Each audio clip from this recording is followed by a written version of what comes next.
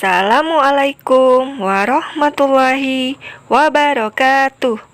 Good morning, math student. How are you today? Before we study, let's pray together. Bismillahirrahmanirrahim. Rabbi zidni ilma warzuqni fahma. Amin. Soleh-solehah kelas 3, semoga tetap semangat untuk belajar. Hari ini kita sampai di tema 2, subtema 4. PPKN kita belajar menyebutkan berbagai jenis profesi dan tugasnya. Sedangkan bahasa Indonesia menulis daftar pertanyaan tentang cara merawat hewan. Anak-anak, pernahkah kalian bertanya tentang cara merawat hewan? Misalnya, kalian bertanya kepada orang di sekeliling kalian, kepada tetangga kalian, kepada sahabat atau teman kalian tentang cara merawat hewan? Tentu pernah, bukan? Jika pernah, sebelum kalian bertanya, tolong kalian siapkan dulu daftar pertanyaannya. Bagaimanakah cara bertanya yang baik? Anak-anak harus paham dulu tentang kata tanya. Kata tanya adalah kata yang ditulis di awal yang digunakan untuk membuat daftar pertanyaan. Kata tanya biasanya diawali dengan 6 kata. Yang pertama apa? Apa digunakan untuk menanyakan tentang sesuatu hal. Yang kedua, di mana?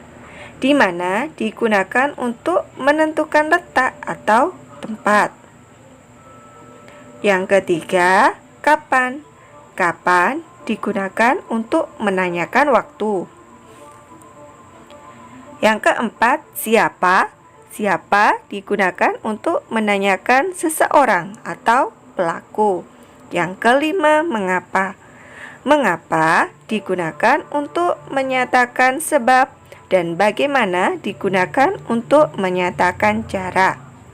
Supaya anak-anak lebih mudah memahami, kata tanya bisa disingkat menjadi Adi Simba. Nah, jika kalian sudah bisa membuat kata tanya, kita sudah bisa membuat daftar pertanyaan. Contoh daftar pertanyaan. Yang pertama, 1. Apa yang dipelihara oleh Lani? 2. Kapan Lani memberi makan kucingnya? 3. Bagaimana cara merawat kucing?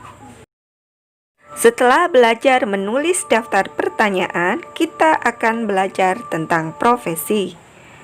Profesi adalah pekerjaan yang memerlukan keahlian atau keterampilan. Contohnya, dokter. Tugasnya adalah menyembuhkan orang yang sakit. Yang kedua, penjual. Tugasnya apa? Tugasnya adalah menjual barang-barang yang kita butuhkan. Yang ketiga, ada seorang guru.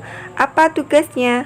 Tugasnya adalah mengajarkan ilmu pengetahuan kepada siswa, sehingga siswa pandai membaca, menulis, berhitung, dan bertambah keilmuannya.